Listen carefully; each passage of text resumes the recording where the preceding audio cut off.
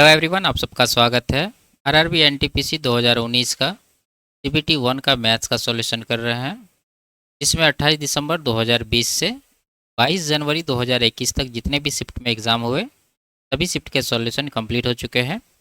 इन सब के videos playlist में मिल जाएंगे। आज के क्लास में 23 जनवरी 2021 का पहला शिफ्ट का सॉल्यूशन करेंगे और इन सब का सॉल्यूशन पहले ही कंप्लीट हो चुका है। इनके वीडियोज़ देखने के लिए प्लेलिस्ट विजिट कर सकते हैं, लिंक नीचे डिस्क्रिप्शन में दिया हुआ है। तो शुरू करते हैं। उससे पहले चैनल पर नए हैं तो चैनल को सब्सक्राइब कर दीजिए। आगे बढ़ते हैं। यदि ये सब दे रखा है तो इसका मान पूछ रहा है, ठीक है। देखिए यहाँ पर स्क्वायर लगा है तो हम लोग को क्या करना होगा, इधर स्क्वायर करना पड़ेगा। दोनों तरफ इसमें स्क्वायर करेंगे तो क्या बनेगा, 3x का स्क्वायर हो जाएगा 9x स्क्वायर बराबर इस तरफ का स्क्वायर हो जाएगा कॉसेक स्क्वायर थीटा। और इसका स्क्वायर जब करेंगे दोनों तरफ तो क्या बनेगा, 9/x स्क्वायर बराबर कॉट स्क्वायर थीटा। अब यहाँ पर इसका वैल्यू पूछ रहा है तो हम लोग क्या करेंगे, इसमें इसको माइनस करेंगे। जब माइनस करेंगे तो 9x square minus 9/x square होगा। तो 9 यहाँ पर हम कॉमन ले रहे हैं तो बचेगा x square minus 1/x square बराबर राइट साइड क्या होगा, कॉसेक स्क्वायर थीटा माइनस का कॉट स्क्वायर थीटा। ठीक है। अब देखिए इसी का वैल्यू पूछ रहा है, इसके बराबर ये आया है तो हम लोग जानते हैं कि ये क्या है, एक फॉर्मूला है, इसके बराबर क्या होता है, एक इस सवाल का सही आंसर होगा। ठीक है, आगे बढ़ते हैं। दो संख्याओं का योग 75 है, के वर्गों का अंतर 300 है, तो दोनों संख्याओं का अंतर ज्ञात कीजिए। ठीक है, तो मान लेते हैं संख्याएं a और b है तो इनका योग यानी a प्लस बी कितना है, 75 है। और दोनों के वर्गों का अंतर है 300 यानी a square minus B square बराबर है 300। अब यहाँ दोनों संख्याओं का अंतर पूछ रहा है यानी कि a माइनस बी निकलना है। तो हम लोग जानते हैं कि a square minus B square बराबर क्या होता है, a plus B into A minus B. तो हम लोग a प्लस बी से जब a square minus B square को डिवाइड करेंगे तो a माइनस बी निकल के आएगा। तो 75 से 300 को डिवाइड करेंगे तो कितना आएगा, 4। तो 4 ही इस सवाल का आंसर होगा। आगे बढ़ते हैं। साधारण ब्याज की कितने प्रतिशत वार्षिक दर पर कोई धनराशि 12 वर्ष में स्वयं की 2 गुनी हो जाएगी। तो मान लेते हैं कि मूलधन 1 है तो ये कितना गुना हो जाएगा, 2 गुना यानी 2 बन जाएगा। कितना टाइम लग रहा है, 12 वर्ष। ठीक है। अब देखिए यहाँ पर 2 गुना हो रहा है तो ब्याज कितना मिल रहा होगा, 100%। ठीक है, 100% में 2 गुना, 200% में 3 गुना होता है। तो यहाँ पर 100% का ब्याज है 12 वर्ष में, तो प्रत्येक वर्ष का जो ब्याज होगा वो कितना होगा, 100% को आप 12 से डिवाइड करेंगे तो ये कितना आएगा, ये आ जाएगा 8 सही 1/3%। ठीक है, इसको कटा देते हैं, 4 तिया 12, 4 से 25 बार, 25/3 को इस तरह से लिख सकते हैं। ऑप्शन नंबर 3 में है। आगे बढ़ते हैं। नीचे दिए गए 4 विकल्पों में से कौन सा विकल्प उस समबाहु त्रिभुज के क्षेत्रफल के निकटतम होगा जिसकी प्रत्येक भुजा की लंबाई 10 मीटर है। ठीक है, तो भुजा यहाँ पर 10 मीटर है तो क्षेत्रफल क्या हो जाएगा, समबाहु त्रिभुज है तो हम लोग क्या करते हैं, भुजा का आधा उसका स्क्वायर करते हैं यानी कि 10 का आधा कितना होगा, 5, 5 का स्क्वायर 25। ठीक है, और इसमें √3 लगाते हैं तो हम लोग यहाँ पर √3 का वैल्यू रखेंगे क्योंकि यहाँ पर पॉइंट में दिया है। तो √3 बराबर क्या होता है, 1.73। ठीक है, तो यहाँ पर गुना करके लिखना होगा तो 25 का 25 तो होगा ही, प्लस 25 सतह 175 यानी कि इधर हो गया कितना, 17.5, फिर उसमें 25 दिया 75 यानी 0.7। तो सबको जोड़ दीजिए, 25 17 42, 42 एक 43.2। ठीक है, तो इसके करीब कौन सा है, 43.25, ये इसका आंसर होगा, ऑप्शन नंबर 2। आगे बढ़ते हैं। एक लड़के ने 3 रुपया में 15 चॉकलेट की दर से कुछ चॉकलेट खरीदी तथा सभी चॉकलेट को 2 रुपया में 3 चॉकलेट की दर पर बेच दिया। लाभ या हानि ज्ञात कीजिए। तो हम लोग यहाँ पर एक चॉकलेट का क्रय मूल्य निकालेंगे। उसके लिए क्या करना होगा, रुपया को ऊपर और चॉकलेट की संख्या को नीचे देना पड़ेगा यानी 3/15 हो गया। और इसका विक्रय मूल्य कितना होगा, 2 रुपया है और इसको 3 से डिवाइड करेंगे क्योंकि 2 रुपया में 3 चॉकलेट ये बेच रहा है। अब यहाँ क्या करते हैं, इसको पहले गुना करके लिखते हैं, 3 तिया 9 हो जाएगा और इधर कितना होगा, 15 दूना 30 यानी 9 का सामान यहाँ पर कितना में बिक रहा है, 30 में। आप यहाँ पर कटा भी सकते हैं, 3 तिया 9, 3 दाही 30, कर सकते हैं कि 3 का सामान 10 में बिक रहा है। यहाँ पर 7 का प्रॉफिट है, किसके ऊपर, 3 के ऊपर, 7/3। इसको 100% से गुना करेंगे, कितना आएगा, 700/3। ठीक है, ये प्रॉफिट है तो इसको आप इस तरह से लिख सकते हैं, 233 सही 1/3%। तो ये इसका सही आंसर होगा। आगे बढ़ते हैं। इसमें 9 और 3 के आंकिक मानों का अंतर ज्ञात कीजिए। ठीक है, आंकिक मान, तो यहाँ पर देखिए 9 कहाँ है, यहाँ पर 9 का आंकिक मान 9 ही होगा, 3 का आंकिक मान 3 ही होगा। दोनों का अंतर पूछ रहा तो कितना आ जाएगा, 6, तो 6 इसका सही आंसर होगा। आगे बढ़ते हैं। यदि cos theta plus sec theta बराबर 2 है तो इसका मान क्या होगा। ठीक है, तो लिखते हैं कॉस थीटा है, प्लस सेक थीटा को लिखेंगे 1/cos थीटा बराबर 2 दे रखा है। ठीक है, तो देखेंगे यहाँ पर कॉस थीटा प्लस 1 बटा कॉस थीटा बराबर 2 है। तो हम लोग जानते हैं कि x प्लस 1/x बराबर जब 2 रहे तो x का क्या पॉसिबल वैल्यू है, केवल 1। ठीक है, 1 के अलावा कोई वैल्यू पे ये 2 नहीं आएगा। तो यहाँ पर कॉस थीटा का वैल्यू क्या होना चाहिए, 1। तो कॉस थीटा 1 है तो इसका मतलब थीटा का मान कितना होगा, 0 डिग्री, क्योंकि कॉस 0 का मान होता है 1। तो 0 डिग्री मान के इसको निकाल देंगे, आंसर आ जाएगा। तो साइन 0 0 होता है, 0 पर इसका मान 0 ही हो जाएगा। और कॉस 0 1 होता है, 1 पर पावर 6 1 ही होगा। तो 0 प्लस 1 1 इस सवाल का आंसर होगा, ऑप्शन नंबर 3। आगे बढ़ते हैं। यदि ये दे रखा है तो x का मान पूछ रहा है। ठीक है, तो निकाल लेते हैं। देखिए 2 साइन है, पहले इसको देखिए टेन 240 क्या है। अगर टेन 240 को हम लोग लिखें तो क्या बनेगा, टेन 240 को लिख दीजिए आप 180 प्लस 60 डिग्री। ठीक है, अब यहाँ पर आपको देखना है कि ये जो 240 है टेन, ये किस क्वाड्रेंट में है। तो 0 होता है, ये 90 होता है, और ये 180 होता है, और ये 270 होता है, और फिर से ये 360 होता है। अब यहाँ पर 180 प्लस 60, 180 प्लस 60 यानी कि इस क्वाड्रेंट में है, तीसरा क्वाड्रेंट में है। और हम लोग जानते ये भी है कि 10 जो है पहला और तीसरा दोनों में क्या होता है, पॉजिटिव होता है, 10 10 और कॉट। ठीक है, तो यानी इसका वैल्यू क्या होगा, इसको आप लिख सकते हैं 10 60 डिग्री। ठीक है, क्योंकि 10 60 और 240 का मान एक ही होगा। तो 10 60 का कितना होता है, 10 60 का हो जाता है √3। ठीक है, अब यहाँ पर आइए, अब ये जो साइन के साथ 2 लगा है, 2 को इस तरफ ले जाएंगे तो बचेगा हमारे पास साइन कोष्टक में 3x माइनस 3 डिग्री बराबर √3। इस तरफ का वैल्यू आया है, √3 देंगे और उधर से 2 लाएंगे, √3/2 होगा। अब यहाँ पर देखिए √3/2 अगर साइन में देखें तो किसका वैल्यू होता है, साइन 60 डिग्री का। ठीक है, अब यहाँ देखिए साइन साइन है ही, इसको बराबर कर दीजिए, यानी कि 3x माइनस 3 बराबर 60 डिग्री कर दीजिए। तो यहाँ से x का मान कितना होगा, 60 3 63/3। तो 63 को 3 से डिवाइड करेंगे तो कितना आएगा, 21 डिग्री। ऑप्शन नंबर 1 इसका आंसर होगा। आगे बढ़ते हैं। लकड़ी के 3 लट्ठों की लंबाई क्रमशः ये दिया है, वह सबसे बड़ी संभावित लंबाई ज्ञात कीजिए जिसके द्वारा इन्हें पूर्णतः मापा जा सके। ठीक है, तो वो लंबाई क्या होगा, इन तीनों का HCF। HCF जब निकालिएगा तो कितना आएगा, 8। 8 ही इसका आंसर होगा। आगे बढ़ते हैं। एक वाहन को 52,500 में बेचने पर राम को 25% की हानि होती है, हानि ज्ञात कीजिए।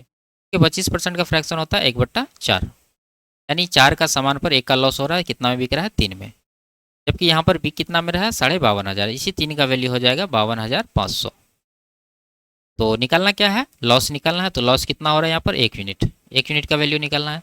तो यहाँ से 3 से इसको डिवाइड कर दीजिए, 1 का निकल जाएगा। 3 से 17 बार में जाएगा, 17 तिया 51। ठीक है, तो 500 यानी कि 17,500 इसका आंसर होगा, ऑप्शन नंबर 3। आगे बढ़ते हैं। इसका निकालना, तो ये 50 का कितना परसेंट 40 है, 50 का 80% है। ठीक है, 8 पंजे 40। तो एक आगे बढ़ते हैं। इसमें क्या कर रहा है कि इनका योग निकालना है। ठीक है, तो देखेंगे यहाँ पर 3 है, 12 है, 27 है, इसी तरह से यहाँ पर 3n² है। तो 3 यहाँ पर देख रहे हैं हम सब में कॉमन है, तो 3 हम लोग कॉमन लेंगे। तो क्या बचेगा यहाँ पर 1। उसके बाद 12 में 3 से डिवाइड करें 4 आएगा, यहाँ पर 9 आएगा, फिर इसी तरह से ये जाते रहेगा। लास्ट में जब 3 से डिवाइड करेंगे तो क्या बनेगा, n²। ठीक है, देखिए 3 कॉमन लेने के बाद ये बना है, ये क्या है, ये लगातार संख्याओं के वर्गों का योग है। ठीक है, तो यहाँ पर इसका फॉर्मूला क्या होता है वर्गों का योग निकालने का, ये हो जाता है, पहले 3 जो है उसको लिख दीजिए, और इसका फॉर्मूला होता है n into n plus 1 into 2n+1 बटा 6। ठीक है, अब यहाँ 3 पहले है जो कॉमन लिए थे, 3 से 6 को कटा दीजिए 2। तो जो आंसर होगा यही होगा, n इंटू n+1 तो 2n+1 बटा 2। ऑप्शन नंबर 3 में ये दे रखा है। आगे बढ़ते हैं। दो संख्याओं का अनुपात 2:3 है और उनके LCM और HCF का गुणनफल 9,600 है, तो संख्याओं का योग ज्ञात कीजिए। ठीक है, तो हम लोग जानते हैं कि अगर 2 संख्याएं दी हो तो उन संख्याओं का गुणनफल बराबर होता है उन संख्याओं का LCM गुना HCF। ठीक है, तो यहाँ पर LCM नहीं दिया है और संख्याओं का अनुपात दिया है, तो हम लोग मान लेते हैं कि पहली संख्या क्या है, 2x है और दूसरी 3x है। तो दोनों को गुना जब करेंगे तो कितना बन जाएगा, 6x² बराबर कर देंगे LCM गुना HCF, यानी कि दोनों का गुणनफल कितना है, 9600। तो यहाँ पर कर देते हैं, 6 से कटाएंगे इसको, 1600 बार में कटेगा। तो x का वैल्यू क्या आएगा, 1600 का वर्गमूल लेना पड़ेगा, तो आएगा 40। ठीक है, अब दोनों का योग पूछ रहा है तो दोनों को जोड़ दीजिए, कितना आएगा, 3 2 5। ठीक है, 5x हो जाएगा, यानी कि x का वैल्यू 40 है तो 5 गुना 40 कर दीजिए, आ जाएगा 200। ऑप्शन नंबर 2 इसका आंसर होगा। आगे बढ़ते हैं। इसमें 7 का स्थानीय मान पूछ रहा है। ठीक है, 7 कहाँ पर, यहाँ पर। 7 के बाद कितना नंबर है, 1 2 3 4। तो 7 पर 4 जीरो जहाँ होगा वही इसका आंसर होगा, ऑप्शन नंबर 2 में है। आगे बढ़ते हैं। यदि किसी चतुर्भुज के कोणों का अनुपात ये दे रखा है तो सबसे छोटे कोण का माप ज्ञात कीजिए। ठीक है, देखिए सबको जोड़िए, कितना हो रहा है 8 से 14 4 18 तो 20। और हम लोग जानते हैं कि समचतुर्भुज या कोई भी चतुर्भुज हो उनके कोणों का योग कितना होता है 360 डिग्री। तो यहाँ पर डिवाइड करेंगे तो ये 18 गुना है। ठीक है, और सबसे छोटे कोण का पूछ रहा था कितना है 2 यूनिट। 2 का वैल्यू कितना होगा, 1 का 18 है तो 2 का 18 दूना 36 डिग्री। ऑप्शन नंबर डी में है। आगे बढ़ते हैं। ए और बी एक साथ मिलकर 12 दिन में एक तालाब खोद सकते हैं।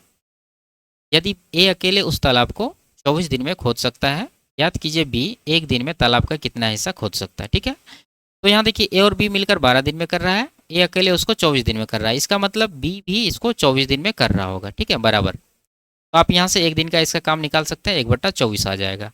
नहीं तो आप इसको एलसीएम से भी बना सकते हैं। मान लीजिए ए और बी इसको 12 दिन में कर रहा है और ए अकेले इसको 24 दिन में कर रहा है। टोटल वर्क एलसीएम 24 हो जाएगा, 12 एक दूना 24, यहाँ पर 24 एक का 24। देखिए ए प्लस बी का यहाँ पर 2 यूनिट है, ए का 1 है, तो बी का कितना आएगा, बी का आएगा 2 - 1 1। यानी बी जो है एक दिन में 1 यूनिट काम कर रहा है, टोटल कितना है 24, तो एक दिन का काम इसका हो जाएगा 1/24। Option number D. आगे बढ़ते हैं। एक्स और वाई को एक कार्य पूरा करने में 16 दिन का समय लगता है। ठीक है, एक्स है और वाई है, दोनों मिलकर इसको 16 दिन में कर रहे हैं। वाई और जेड 24 दिन में, और एक्स वाई जेड साथ में 12 दिन में काम करते हैं, एक्स वाई जेड। ठीक है, तीनों इसको 12 दिन में कर देते हैं। तो टोटल वर्क इन तीनों का एलसीएम 48 हो जाएगा।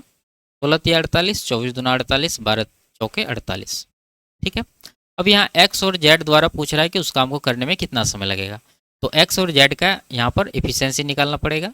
तो उसके लिए क्या करना होगा, देखिए यहाँ पर इन दोनों को जोड़ेंगे तो एक्स प्लस 2y, ठीक है, एक वाई यहाँ एक यहाँ, 2y प्लस जेड। तो इन दोनों को जोड़ेंगे तो x plus 2y plus Z, इसका कार्य क्षमता कितना आएगा 3 2 5। और इसमें आप ये वाला माइनस कर दीजिए एक्स वाई जेड का, तो y का एफिशिएंसी यहाँ से कितना आएगा, 5 में से 4 माइनस करेंगे तो 1। ठीक है, अब फिर से आप ये 4 में 1 माइनस कर दीजिए, यानी कि y का एफिशिएंसी इसमें हम माइनस कर रहे हैं तो किसका निकल के आएगा, x और z का।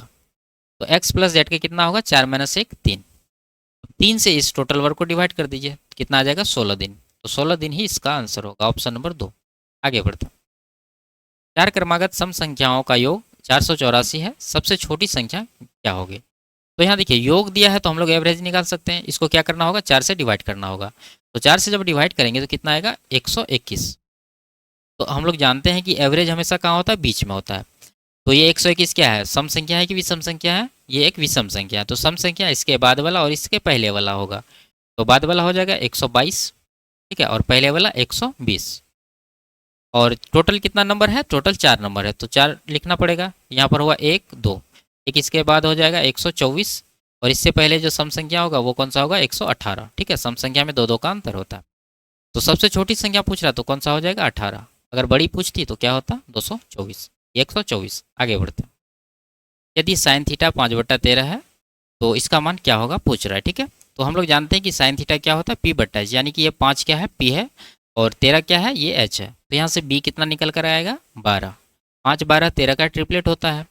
अब यहाँ पर वैल्यू रखना है, आंसर निकालना। तो कॉस थीटा है क्या, कॉस थीटा होता है b/h, तो b है 12, h है कितना 13, -10 होता है p/b, p है 5 और b कितना है, b है 12, और नीचे है 2 कॉट, 2 कॉट होता है b/p, b यानी 12 देंगे ऊपर और p यानी कि 5 देंगे नीचे। इसको सॉल्व करना है तो इन दोनों का एलसीएम कितना आएगा 156, 12 12 144 हो जाएगा। यहाँ पर तो माइनस करेंगे 13 5 65, और नीचे 12 दूना 24 होगा, 24/5। ठीक है, अब यहाँ देखिए 144 में 65 माइनस करना है तो कितना हो जाएगा 9, और यहाँ पर बच गया 7 हो जाएगा। ठीक है, 79।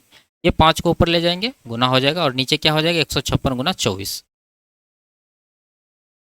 तो ऊपर गुना कर लेते हैं, 79 पंचे तो 8 पंजे 40 होता है, यानी 400 में 5 माइनस करेंगे 395। ठीक है, ऊपर, और नीचे कितना, ऑप्शन में देखेंगे तो सब में नीचे क्या है बराबर ही है। तो ऊपर में 395 यहाँ पर दे रखा है, तो ये इसका आंसर हो जाएगा। आगे बढ़ता है। यदि ए को बी से 25% अधिक वेतन मिलता है तो ए है बी है, और बी को अगर 100 यूनिट मिलता है तो ए को कितना मिलेगा 25% अधिक, यानी कि 125। तो यहाँ देखिए बी को ए से कितने % कम वेतन मिलता है। तो अब देखेंगे यहाँ पर बी को कितना कम मिल रहा है 25। अब 25 कम मिल रहा है किसके ऊपर, 125 के ऊपर। तो यहाँ पर 25 से कम 25, 25 पंचे 125, 1/5 होता है 20%। ये इसका आंसर हो जाएगा ऑप्शन नंबर 1। आगे बढ़ते हैं। सचिन गणित में 70% अंक और विज्ञान में 60% अंक प्राप्त करता है। मान लीजिए कि दोनों विषयों में पूर्णांक समान है, तो सचिन को दोनों विषयों में कुल कितने परसेंट अंक प्राप्त हुए। ठीक है, तो दोनों में पूर्णांक बराबर है, तो दोनों में जो निकालेंगे तो ओवरऑल क्या हो जाएगा, दोनों का एवरेज, यानी कि 70 + 60 को 2 से डिवाइड करेंगे तो कितना आएगा, 65%। Option number D. आगे बढ़ते हैं। यदि ये दे रखा है तो इसका मान पूछ रहा है tan 30 थीटा का। ठीक है, तो सॉल्व करते हैं। tan 3 थीटा यहाँ पर लिख देते हैं। अब यहाँ पर tan जो 6 थीटा है इसको इस तरफ ले जाएंगे राइट साइड, तो क्या बन जाएगा 1/tan 6 थीटा। तो आप लिख सकते हैं कॉट में cot 6 थीटा। ठीक है, क्योंकि 1/tan क्या होता है, cot थीटा। अब यहाँ पर देखिए, यहाँ पर tan बराबर cot है, तो आप इन दोनों का योग कितना कर सकते हैं, 90 डिग्री। तो 3 थीटा + 6 थीटा हो जाएगा 9 थीटा बराबर 90 डिग्री। तो 1 थीटा का कितना आएगा, कटाएंगे यहाँ से 10 डिग्री आ जाएगा थीटा का वैल्यू।